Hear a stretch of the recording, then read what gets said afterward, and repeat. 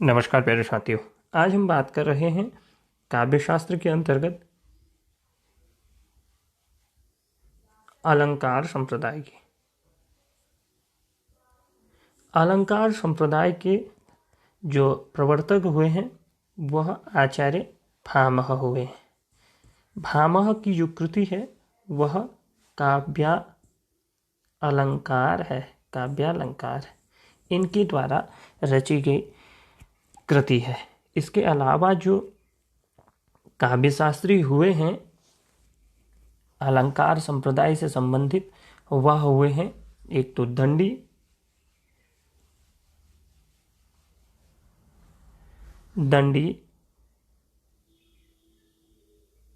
उद्भट, इसके बाद रुद्रट और इसके अलावा ये सब हुए हैं जिन्होंने इस विषय पे बात करी। इसके अलावा भी प्रतिहारेंदुराज, जयदेव, उद्भट और दंडी की बात हम कर ही चुके हैं।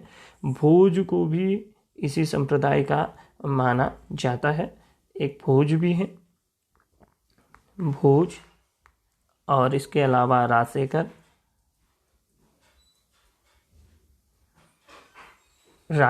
जयदेव हैं और अप्पय दीक्षित।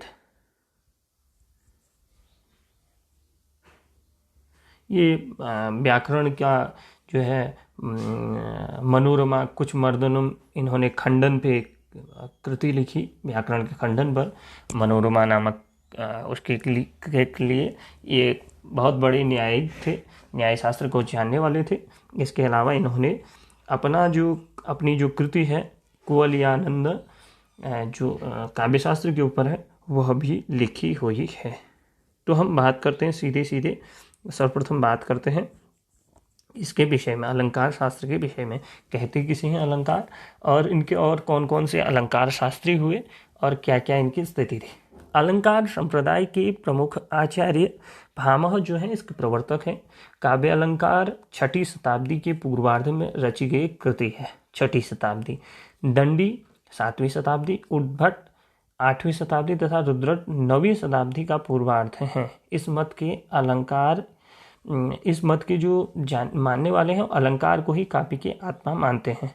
इस शास्त्र के इतिहास में यही संप्रदाय सबसे प्राचीनतम और व्यापक और प्रभावपूर्ण जो है। और इसके अलावा अलंकार का जो अर्थ है वह हम सर्वप्रथम जानने का प्रयास करते हैं, उसके बाद हम और चीज़ों पे चर्चा करेंगे। सर्वप्रथम जो अलंकार शब्द है वह प्रयोग होता है अलंक्रियते अनेन इति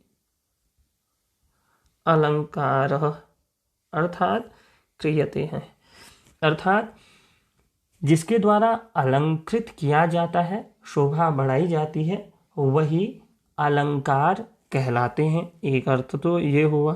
दूसरा एक और कहा जाता है, क्या कहा जाता है?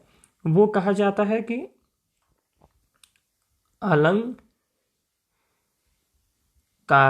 अर्थात अलंकार करता है, इति अलंकारः, अर्थात जो अलंकृत करता है, शोभित करता है, और जिसकी शोभा की जाती है और जो शोभित करता है, इन दो अर्थों में अलंकार को समझा जाता है। अब हम सर्वप्रथम बात करेंगे कि अलंकार जो थे वह पूर्व में भामह ने, जो इसके प्रवर्तक हैं भामह, इन्होंने कितने अलंकारों को स्वीकार किया? इन्होंने 38 अलंकारों को स्वीकार किया।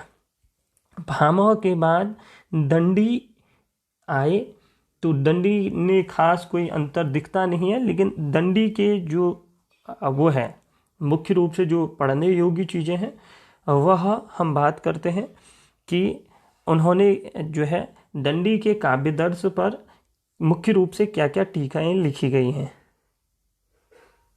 दंडी इनके काव्यदर्श पर टीकाएं जो हैं बहुत प्रसिद्ध टीकाएं हैं। कई बार टीकाओं के विषय में पूछते हैं, तो इन पे जो प्रसिद्ध टीका लिखी, एक तो वरुण वाचस्पति ने। इनकी टीका को कहा जाता है हृदयंगमा टीका। ये अत्यधिक महत्वपूर्ण है, ये आप नोट कर लीजिए। वरुण वाचस्पति की हृदयंगमा टीका ये अत्यधिक महत्वपूर्ण है। कई बार नेट की परीक्षाओं में भी काव्य दर्श की यह पूछी गई है। एक और है, वह है पंडित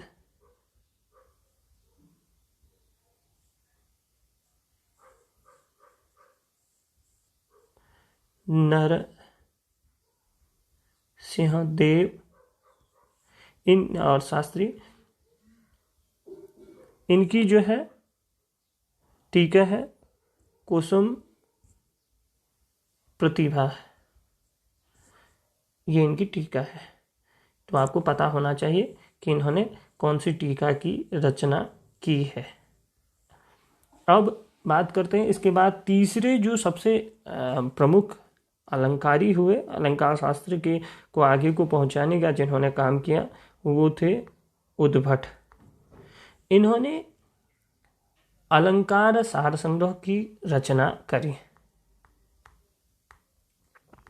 अलंकार सार संग्रह, और इन्होंने एक भामह पर एक टीका लिखी, भामह के काव्यालंकार पर। उसको बोला भामह विवरणम। ये इन्होंने एक टीका लिखी, ये आपको पता होना चाहिए। और इसके अलावा भामह के विषय में एक और वो है कि भामह के विषय में नहीं, भामह ने तो 38 अलंकारों ने माना था भामह, और उद्भट ने जो है 50 अलंकार स्वीकार करे। तो इसीलिए आपको पता होना चाहिए कि उद्भट ने कितने अलंकारों को स्वीकार किया था। अब हम बात करते हैं जो है आगे जो है वह है रुद्रट। रुद्रट ने जो है अलंकार संप्रदाय के शास्त्री हुए। इन्होंने जो है 70 अलंकार माने। कितने अलंकार माने? 70 अलंकारों को इन्होंने स्वीकार किया। तो इस प्रकार से आपको याद करने की आवश्यकता है कि उद्भट ने 50 और स्वयं भामह ने 38 और रुद्रट के आते आते 70 अलंकार पहुंच चुके थे। तो आपको ये पता होना चाहिए। मैं कुछ अलंकारियों के नाम बता ही चुका हूँ, फिर भी इनकी एक बार कृतियों की बात करते हैं। जयदेव की चंद्रालोक आपको पता ही है। उद्भट की जो है मैं आपको बता चुका हूँ। उद्भट की जो है अलंकार सार संग्रह है। दंडी की आपको पता ही है, काव्य दर्श है। और रुद्रट की अलंकार सर्वस्व है। और भोज की जो है सरस्वती कंठाभरण। भोज यहाँ दिए नहीं मैंने, लेकिन भोज भी इसी संप्रदाय से संबंधित है। जयदेव की चंद्रालोक, अप्पय दीक्षित की कुवलयानंद, ये इनकी कृतियाँ हैं।